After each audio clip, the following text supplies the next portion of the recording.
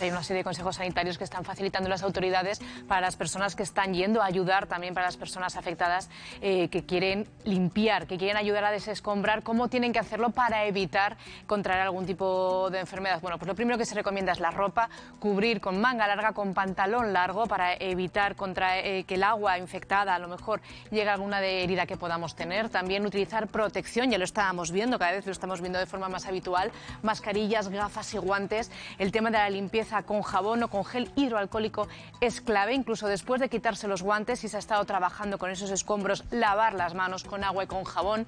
El consumo de agua, bueno, siempre que se pueda, agua embotellada o seguir las recomendaciones de las autoridades locales.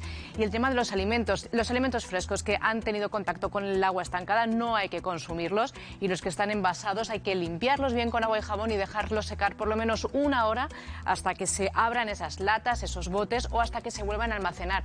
Y también se está recomendando la vacunación contra el tétanos. ¿Por qué? Porque es una enfermedad que se contagia a través de pequeñas heridas, un pequeño corte, una pequeña herida mientras estamos intentando desescombrar y entramos en contacto con agua contaminada.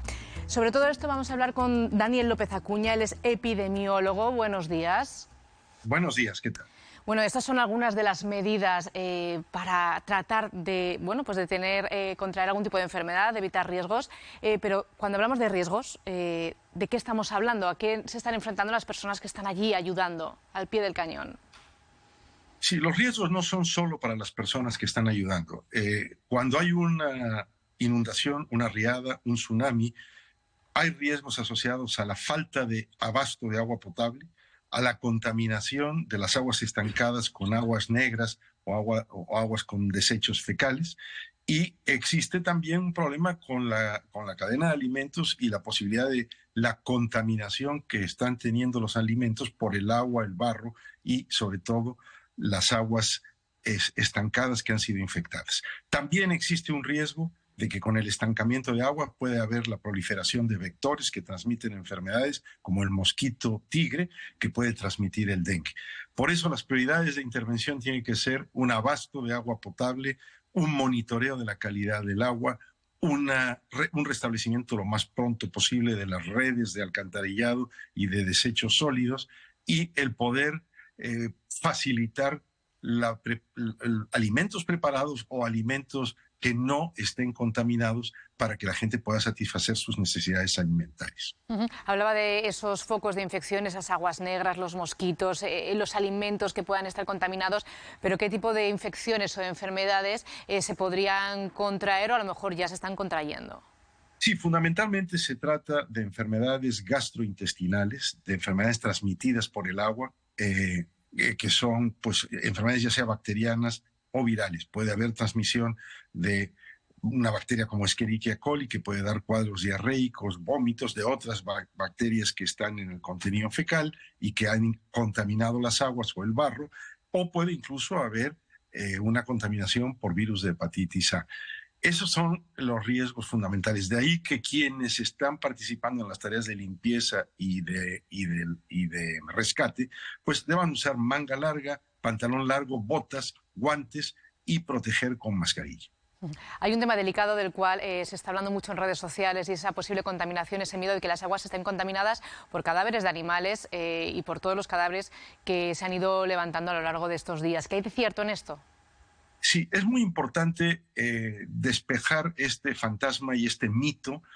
Siempre nos toca hacerlo en el mundo entero, en todas las crisis y desastres en los que hemos tenido oportunidad de trabajar, y es que los cadáveres no suponen un riesgo de epidemias en situaciones en donde hay cadáveres sembrados por todas partes de la zona de desastre. No hay una transmisión de ninguna enfermedad por los cadáveres. Los cadáveres, por supuesto, se descomponen, pero la prioridad es identificar los cadáveres, disponer adecuadamente de los cadáveres, pero los cadáveres no suponen un riesgo de epidemias, a menos de que exista una epidemia previa como el cólera o el ébola.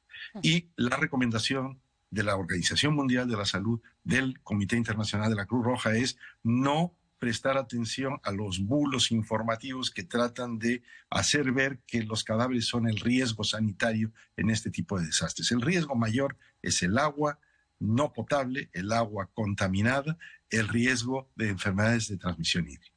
Hablemos de cómo podemos protegernos, cómo se pueden proteger las personas que están allí trabajando, también sus seres, las personas con las que conviven a diario, y de la vacuna del tétanos, que se ha recomendado que se pueda poner ante el riesgo de una proliferación de esta enfermedad.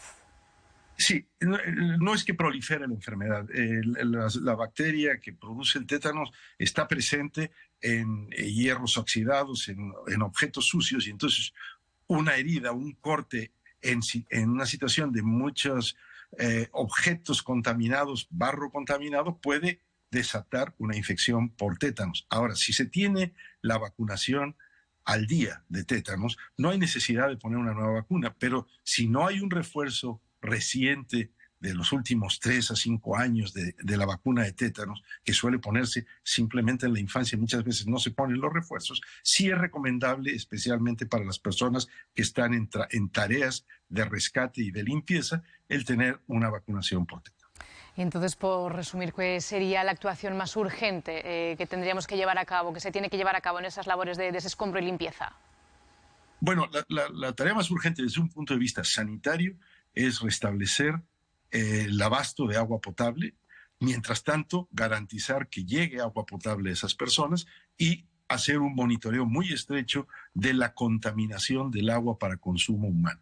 Y también restablecer las redes de alcantarillado y de disposición discretas para que no exista esa persistente contaminación de los suelos y del agua.